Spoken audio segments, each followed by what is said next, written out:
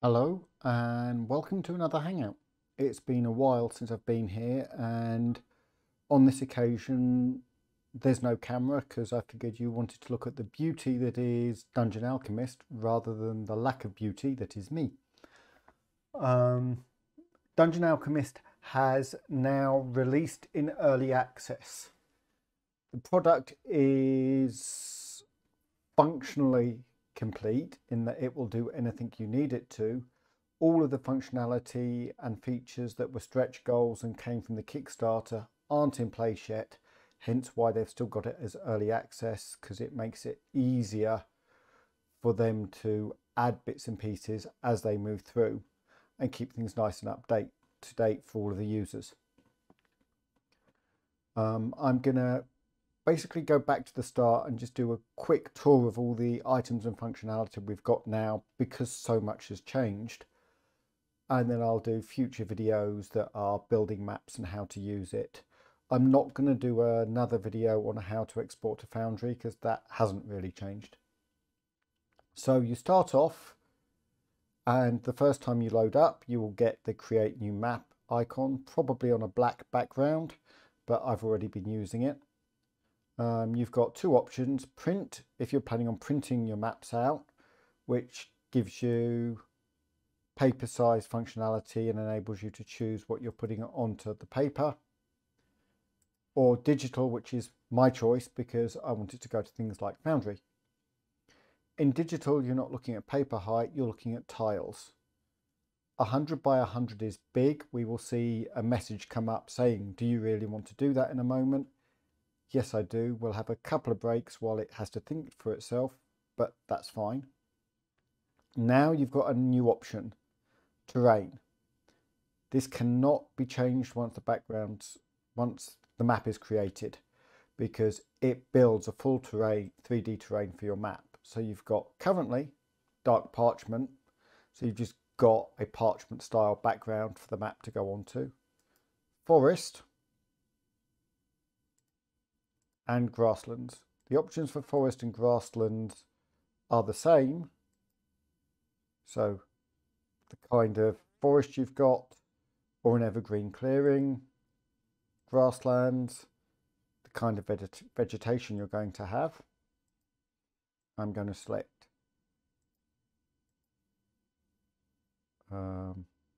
forest this time. I don't want a canyon. You'll find a couple of these, if you want to put in buildings, make your life more awkward. Because if you put in a building, it will level where your building goes to ground level or surface water level in the map. So suddenly you find a big hole dug with a building in it. So I'm going to stick with flat terrain, lakeside, because that's quite pretty. And then I'm going to go for an evergreen forest. I can create any clearing I want. So we've now got the basics for our map. We know it's in a forest, it's going to be fairly flat, it's lakeside, and the vegetation is evergreen forest. It will now take a little while to do this. Large map warning. It supports it. It's designed for smaller maps. It may have performance issues. I have a very beefy computer behind this. I have a 16-core AMD processor and 96 gigabytes of RAM and a 2080 graphics card. So when you see the times here, take that in mind. Now it's going to sit and think to itself for a minute or two, which is a perfect time for me to say, if you like this stream, please click on the like button. It helps other people to find it. If you want more content like this, let me know in the comments. Please subscribe. You don't get spammed with random content every day. If you look, I don't have that much. I try and put things out only when I've got something interesting to put out, something new. So there'll be a flurry now for the new Dungeon Alchemist stuff. Most of what I do is hobby based. So it will be computer games, usually with role-playing involved in some shape, manner or form, though occasionally more tactical military. Otherwise, it's things like Dungeon Alchemist, it's Hero Forge, it's miniatures, it's 3D printing, it's painting. If that interests you, subscribe, come and see what I put out. If you've got things you want to see, put them in the comments. I'm quite happy to answer questions and any requests. And now, as it's thought to itself, let's get back to the map. You can see the little V there is where it's trying to add a building. So I'm just going to close that for now. I don't want anything.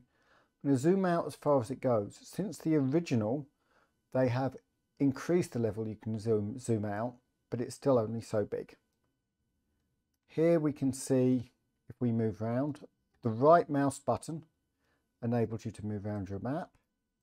You've got the lake area over there, so that's all water. We're in a pure top-down view at the moment. And there's our evergreen forest with a large amount of rock. If I hold the middle mouse button, I can rotate within the 3D plane. So again, you can see our lake and you can see the area that we're going to be working with. I can switch directly to a top-down view. So that's kind of your conventional map view. When I'm in that mode, I cannot do the 3D rotation, or I can go back and I've got full three-dimensional control again. No. So that gives you the fundamentals of controlling and moving around your map. File, new map, open map, save, save as, do what they say on the tin. Export is how to export to things like Foundry, brings up a number of other options and allows you to export things. Redeem code, if you've got a code for additional content. They're going to be probably releasing purchased content packs. I suspect that's how you will add those in the future. Edit just has conventional undo and redo. View, full screen. Feedback is where you've got error reporting. So you can use report bug directly from there if you find a problem with the program. They also have a Discord that is very active if you want to go talk to them in there. Then you've got a help section. It gives you how to use things, object controls and their website. Also has their terms of use if you want to use it for streaming or things like that. They have very generous terms of use. So that's all of our menu controls. Most of it's very simple to use. To start off with, I'm going to come down to the bottom here. We'll look at rooms in a minute, but I'm going to look at the environmental settings and the terrain because that's what we've got. So you've got edit terrain, raise terrain, lower terrain, flatten terrain, flatten to room height, smooth terrain, clear terrain. So raise terrain, if I come to the back here, brush size controls how big a brush you're working with. And you can see there, the terrain raises around my brush and we've got a slight hill and even the rocks coming out behind it. Lower. Ooh. Lower terrain, helps if I actually select it. Does the inverse. Flatten terrain, puts a flat surface roughly where you're working.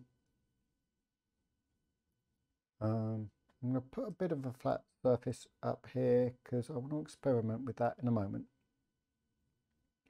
Flatten terrain to room height takes it down to the level that rooms normally appear at.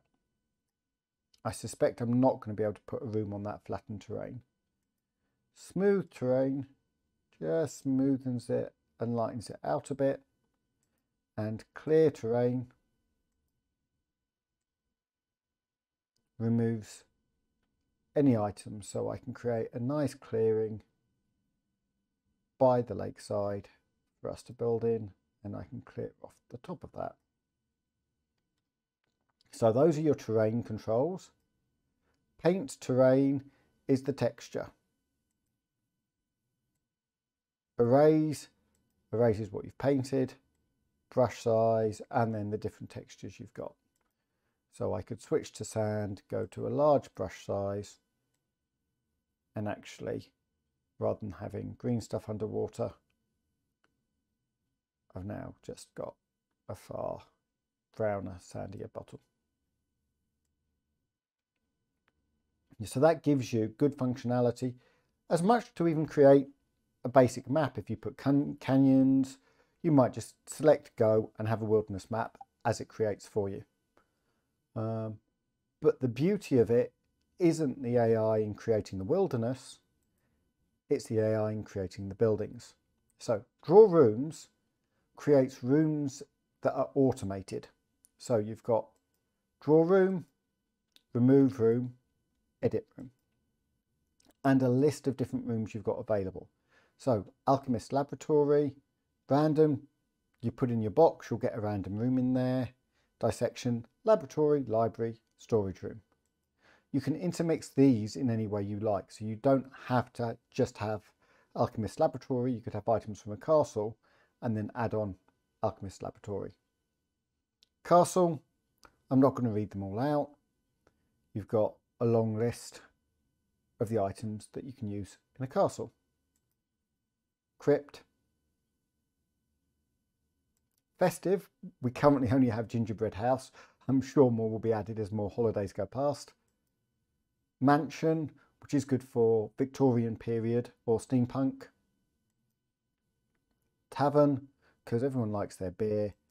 And Village, which also has some outside functionality in it, like alleys, to move and create a confined village atmosphere should you choose. I'll be creating some of these in later videos when we go through and look at things in more detail. But if I go back to castle, I'm going to choose a barracks. I'm just going to build a barracks by the edge of the lake. It gives you selection box. Do I actually want to do this? No or tick. Tick. It's now going to go, and the AI is going to go away and think. Because it's not only putting in walls around there, it is fully populating the room. And that's the magic of Dungeon Alchemist. So we have a very simplistic barracks there. Couple of windows and some open space. If I click edit, I can select the room. I can change the theme to anything else.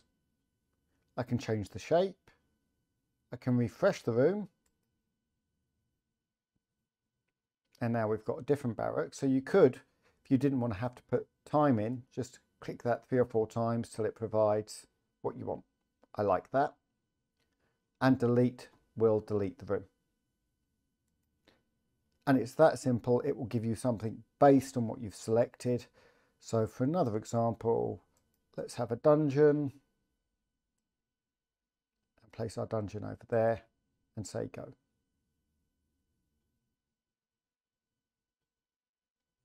Time's ticked round, and as you can see, now we have items that are far more appropriate for a dungeon in an underground space. This isn't an underground space, so I'm going to select it, delete, and it's then repopulated the area. So what I can do rather than that is just use undo, and my dungeon has gone away and I don't have to re-clear the area. Very quickly, I'm just going to check something. I'm going to come over here, let's go back to barracks, and I'm just going to put a 4 block on there. Select yes. There you can see what I mean when I say it will dig down to ground level. Even though I'd leveled out that area, it's dug down to what it considers building level. So let's again just use undo to get rid of that. So that shows you some of the headaches currently in place with building. You can't put buildings on mountainsides without it digging down to floor level. But it's not designed for doing huge scale maps. If you've got a large castle, you're better off building that as a castle on something like dark parchment. They are planning on adding levels and layering and the ability to build at different levels at a later date. So you could have an upstairs floor over this, but that's a work in progress and may not come anytime soon. So looking through the items you can give, I'm going to zoom in on our building. All of these items come from the item list and can be individually selected, either go from to objects, selecting an item on a bench or the bench. If I was to delete the bench, it would remove the item on it, but if I move it, the item stays with the bench. It's the same with these. They're separate items, but so I can move them individually, but they're attached to something else. All done automatically. You don't have to think about it. New thing they've added since I last did the video is this new objects. So if you want to keep a track of anything new that's been added recently, you can just click on that and it will see all of the new products. In objects, decoration. So wall hangings, if it's designed to be a wall hanging, select it, go to the wall you want. You can in some of them, as this has floor parts, just stick them anywhere. So I just did. Click, you can delete down there, or the delete button will get rid of it, or it will snap to the wall. Banners, you can see the big red X, there's no wall to secure to. There is, it snaps to the wall. Banner doesn't scale, doesn't rotate, but what I could do is I could grab one of these chairs and that will let me scale it and that will let me rotate it. Equally, you can rotate it with the mouse wheel. The little plus button duplicates. Delete that, the chair back. So, banners, paintings behave the same way as banners. They're wall items, but you've got one extra option there. You can click load an image and that image will enable you to put whatever choice you want in your painting. And you can see lots of different frame shapes and styles. I'm not going to put all of these in. Oh, that one's huge. Rugs will slide under things, but they'll also go on top. It will work at what the level is wherever your mouse pointer is. So you might sometimes, to get it under where you want, have to rotate or move the object on top and then move it back. Shields mount to walls, statues. I'm just gradually going to scroll through all of these so you can see the content that's available. Trophies. Festivities, so we've got some Halloween stuff in there as well as Christmas. Signs to post outside the door, and then some magical bits and pieces. The monolith there is very dark and hard to see, but it's not when you put it in. Right button deselects whatever you've got so you don't have to put it down and lets you continue. Food and drink. This is how it's populating some of the stuff on tables. What it does is it looks at what kind of table it's supposed to be and then we'll add the right kind of items to it. So a desk would have books or scrolls, that kind of thing. So table hanging, so if you put a dining table in, it can fully populate it. For kitchens, wine racks, and then more serving places and food. Lots and lots of very tasty looking food. It's lunchtime, I'm now hungry. Sadly, I'm on a diet, so this isn't a good thing. I'll go have a nice tasty shake in a minute. Tables. So again, it will look at the kind of items. Alchemist's workbench would get magical items. Coffee table will get food and things. So if I select the item I want, box goes round, that puts in the coffee table. Come down here, fancy table with food, you've got a full place setting, but you can still select the individual items. And with the candles, you can turn the light on and off.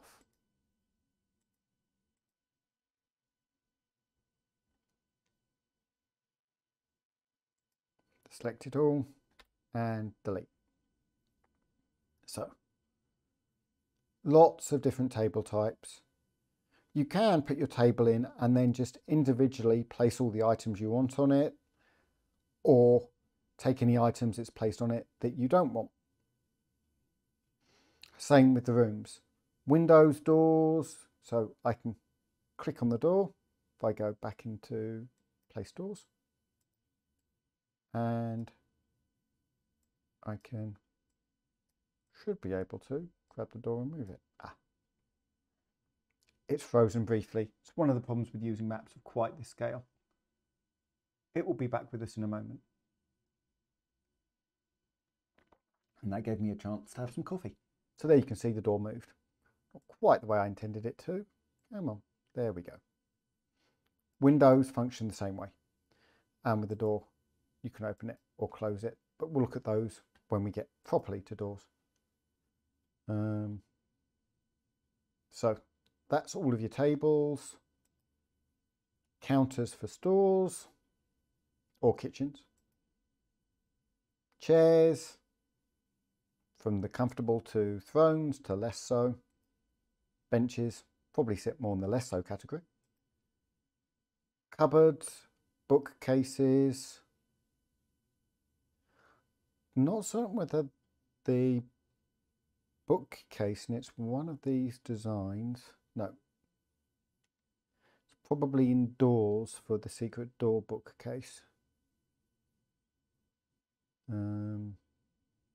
but there is a bookcase that forms part of a secret door.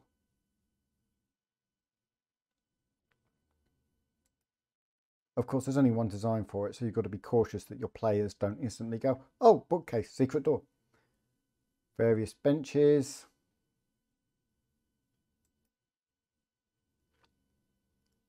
beds.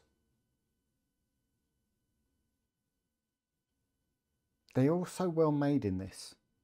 By that, I don't mean the construction of the 3D objects. I mean the beds are so tidy. And no one's just left it scattered as they've run in a hurry. Baths.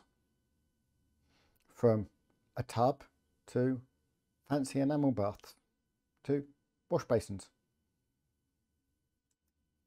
Fonts. Some ladders. Toilets. Nothing that modern, but you have a bedpan to a sit-down, fancy, more Victorian latrine. Mirrors, and the mirrors actually have a certain level of functionality, I think.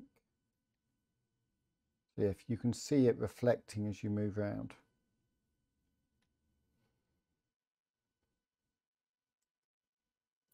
Planters.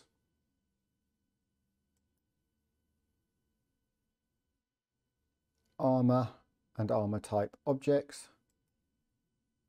Religious objects. Screens. Garden items. Accessibility. So here you've got rotating bookshelves, you've got an elevator. They've kept people in wheelchairs in mind. And some basic magical stuff.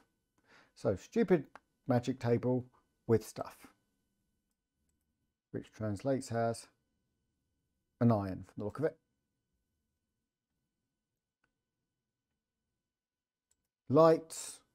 So all of these lights can be turned on or off and will generate light in the world.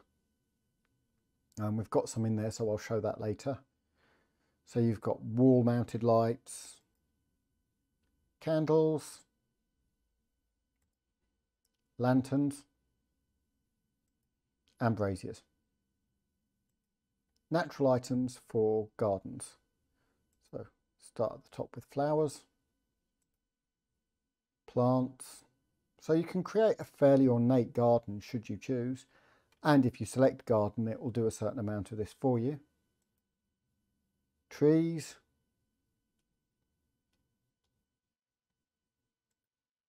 Rocks. Some of which have fairly interesting shapes, but again, that would be more appropriate in a cave. Potted plants. And rock walls again. So if you're trying to create a cave type area, they don't have caves inbuilt fully as of yet. Caves isn't one of the creation options, but I am sure it's in their minds. Containers. So bags, barrels, one with a pump, so that's probably an ale barrel, or one with a cask with a tap. Baskets, chests, crates, and lots of different pottery. Structural. So this gives you an interesting variety of things. Stairs up. So if I was to plop that in, we've now got a spiral stairs that goes up onto another floor.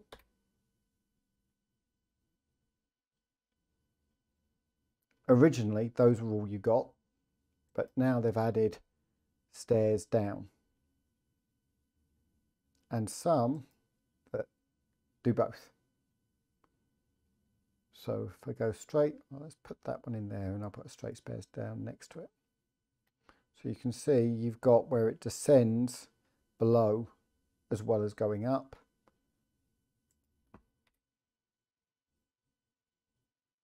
Or something that only goes down into the dark depths. Who knows what you'll find down there. Not a lot, because this is only a single level. So you've got a nice variety of different stairs that go down. Different fireplaces to keep yourself warm, from furnaces to bakery ovens to fancy hearths to just a bonfire. Platforms, bridges. Now those are good because they can go across water. So what I could do, avoid the sun, is grab a nice long bridge, pop it in there, come down to over here, select raise terrain, move, and now we've got a bridge coming to a little island. Raise terrain there a little bit so it's easier for people to get on. There we go. And back to our objects.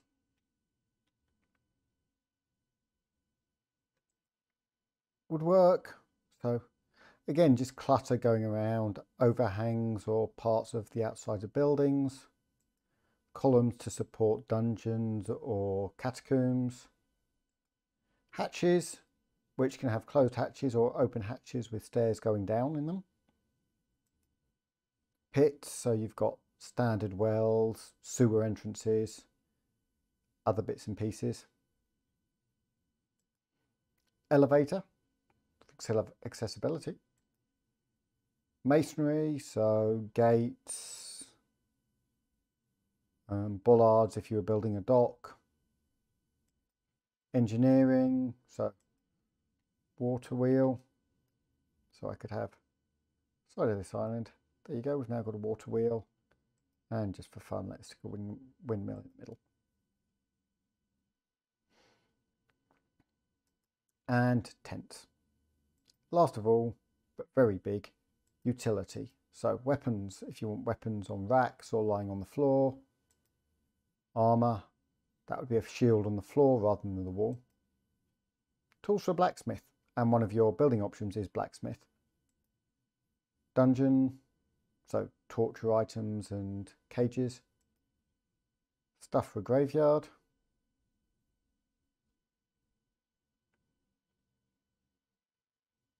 Somewhere to keep your old characters.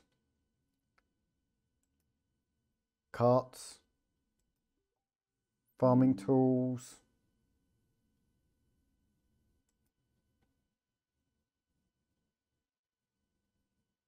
Animal storage. Books for libraries. Games.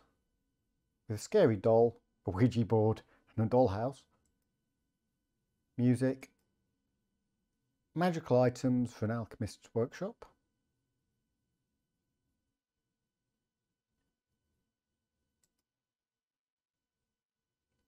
Items to cook with.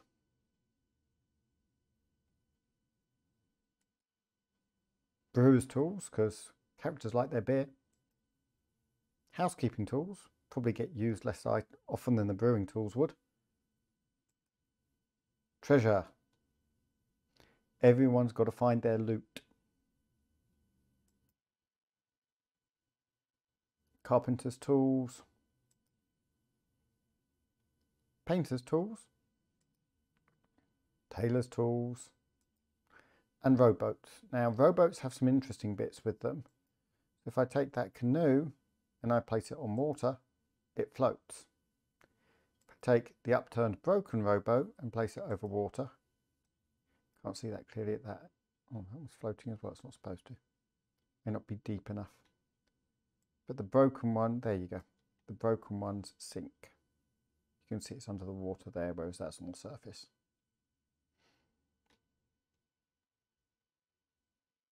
Where were we? So that's all of your different objects.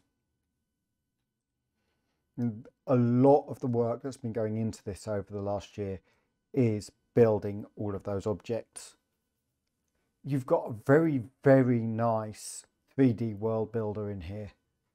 I can't wait to see what happens with that functionality to be able to export a 3D world that your characters can explore rather than just a 2D one. It seems a lot of work to be done for something that ends up as a 2D top-down map. Doors. So again, you've got new at the top. Single doors, double doors, iron doors, lots of arches, fences with stable doors, gingerbread cottage for festive, and some rock arches. These do make me think there's more work being done for caves. Windows, so all sorts of fancy window options. Wooden windows, gingerbread windows, and again, a rock opening. Walls. Now, you notice suddenly when we get to walls, we gain the top functionality again. So, change all walls in a room. So if I was to select that one, select masonry walls, select the room, and it's going to change either my inside walls or outside walls. Again, they added the difference between the two.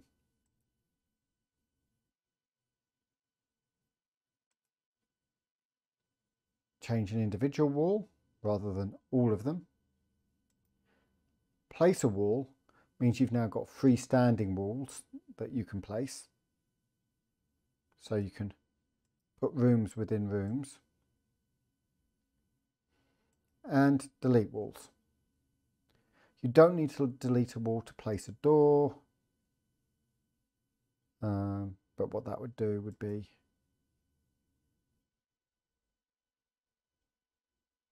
probably that. There you go. You can now see the hole in that wall.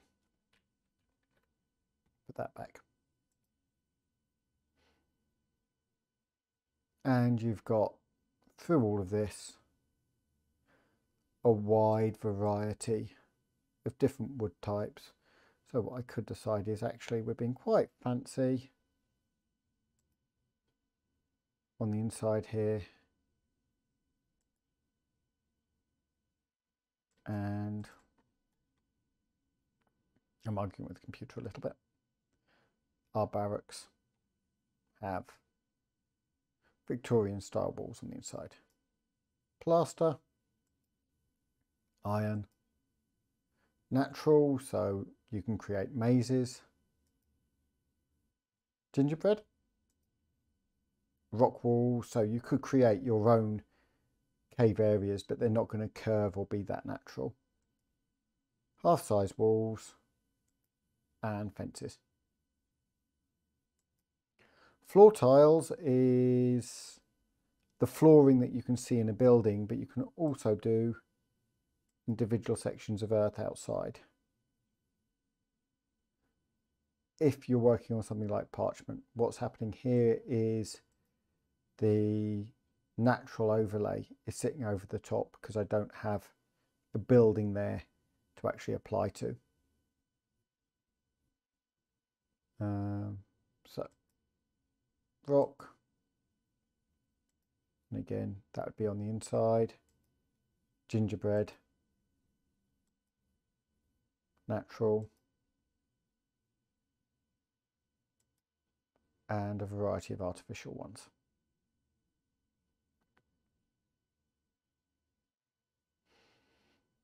And then last but by no means least, you've got functionality for the time of day. So daytime, sunset, nighttime, sunrise.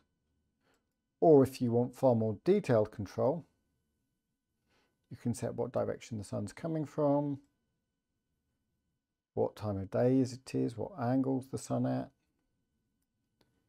and how bright is it. So you can turn that all of the way off. We're not getting anything. If you're creating things like dungeons where people are inside and there's no access for light from the outside world. You can also change the color quite radically should you choose. So that's the up-to-date fundamentals that you will find working with Dungeon Alchemist. Have a play with it. Pick it up on Steam. There's lots of little bits and pieces and you're only going to learn what goes where, what works well together. But it's easy to use. I'll do some videos shortly on making things within some of these individual textures and areas to see how it works. And I'd love to see how you use it and hear how you use it. So that's it for now. Until next time, keep up your hobbies and hopefully I'll see you in the Hangout.